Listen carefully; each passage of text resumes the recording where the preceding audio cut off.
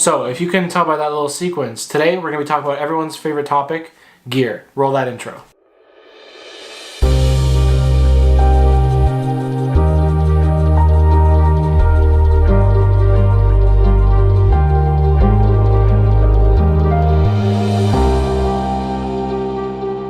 So, like I said, today we're going to be talking about gear. I have all my stuff lined out on my desk here, so I'm going to go through each thing individually. I'm going to give you a small breakdown on why I use it, why I chose that lens, or whatever product it is.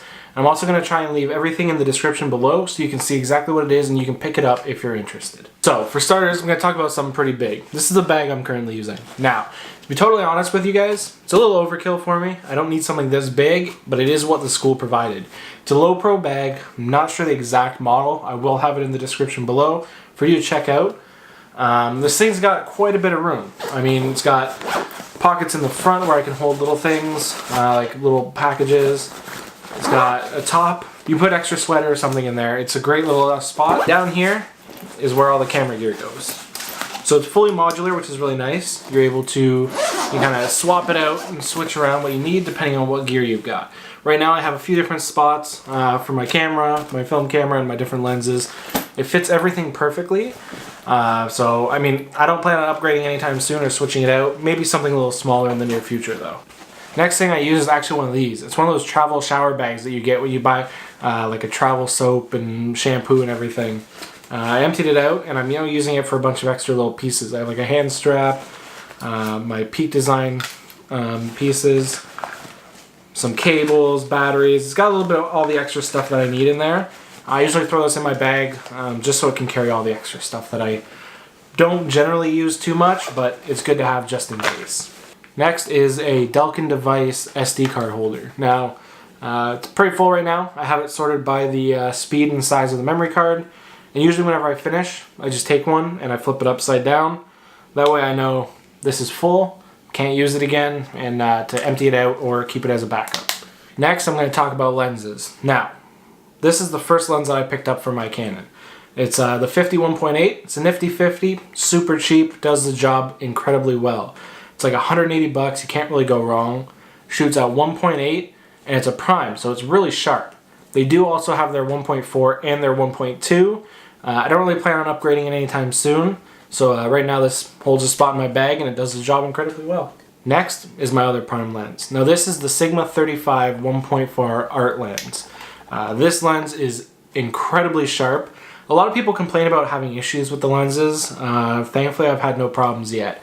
I used this lens for probably 90% of what my portfolio was until I upgraded to the next lens. This thing is incredibly great. It's wide enough where you can kind of get the subject as well as everything like surrounding it, but it's also, you're very capable of punching in on a subject without worrying about too much distortion. If you don't have one of these, at the price, it's like $1,000. This thing is incredibly sharp and incredibly well-rounded, and I suggest picking it up, especially if you're a portrait shooter. Now, this lens. This is my bread and butter lens, and I use it for everything. I purchased it back in, well, I want to say August, and it really hasn't left my camera since I bought it.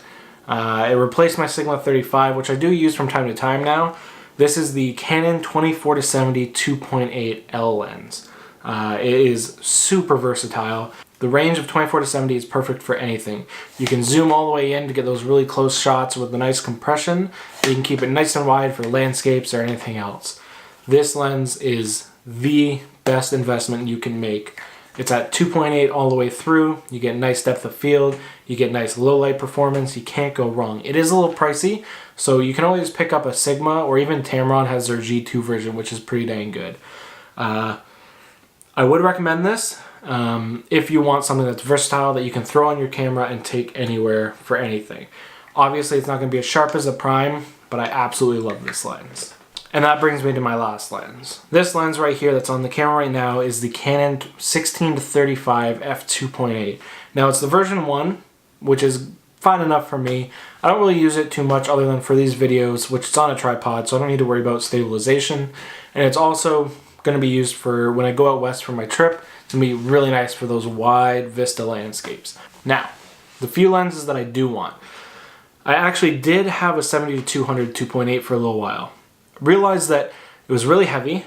I didn't really use it as much as I thought I was going to. And it just took up a whole bunch of space in my bag. And I never end up, like I said, finding myself pulling it out and throwing it on my camera. I'm thinking of switching it out and buying the 70-200 f4. Now, the reason for that is it's cheaper, it's smaller, it's lighter, and for what I'll use it for, it's pretty well worth it in the end, because I don't think that a $3,000 lens that I'm going to use much is really worth purchasing. And then another lens that I think I might want to purchase in the end is going to be an 85.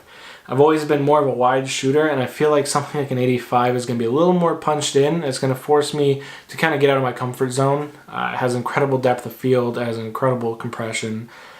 Some of the shots I've seen on that 85 are beautiful, so I cannot wait to try one out and eventually maybe buy one. So now with those lenses out of the way, let's talk about some of the other things I have. This right here is a Canon 10S. It's a 35mm camera, takes film. This thing is a lifesaver. I started shooting film back in the summer, and I found myself not being very good at autofocus or at manual focusing. This thing is a lifesaver.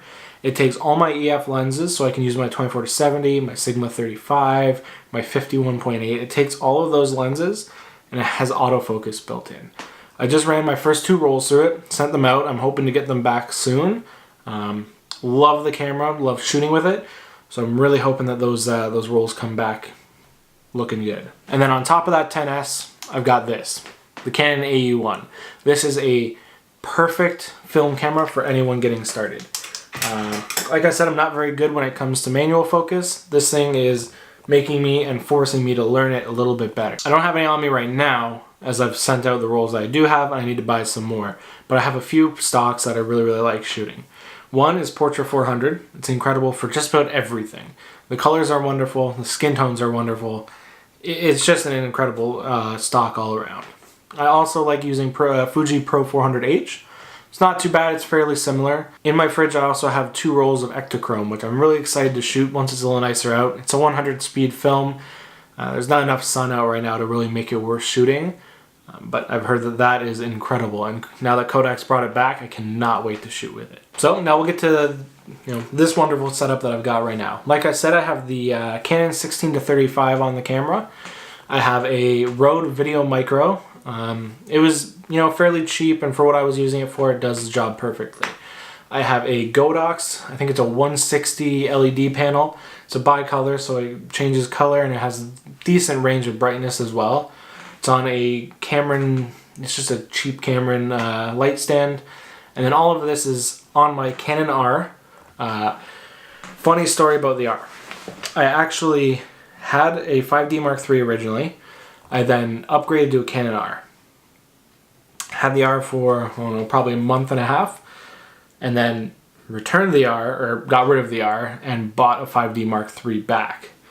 I did that because I missed a lot of the things that the Mark III had, and I really didn't find myself doing video as much as I thought I was going to be. Shot with the 5D Mark III, trading in the R got me also a 70-200 and 16-35. It was a good deal, it all worked out in the end, but I actually ended up missing shooting with the R. The autofocus on this thing is incredible. The video for what I'm doing is more than enough. I know a lot of people are not happy with not having 120 frames a second, not happy with the cropped 4K.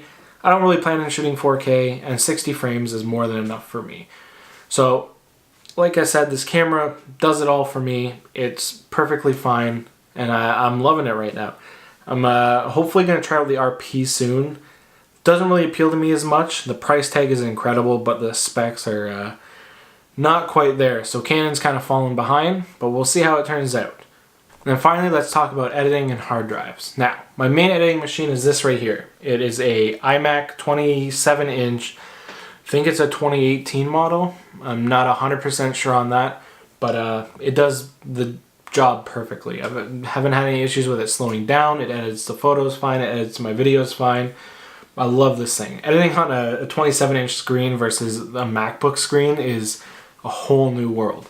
I would shoot stuff for school, I'd edit it on my laptop, and I would end up seeing it on the iMac later and realize it's not properly exposed. It's not really in focus. It doesn't look that great. So seeing it on a 27-inch screen is quite a bit better than seeing it on a small, like a smaller screen. That brings me to my next item, my MacBook. Now, this thing has taken quite a beating. I've actually dropped it out of my bag 2 or 3 times now. I'm surprised it's still kicking.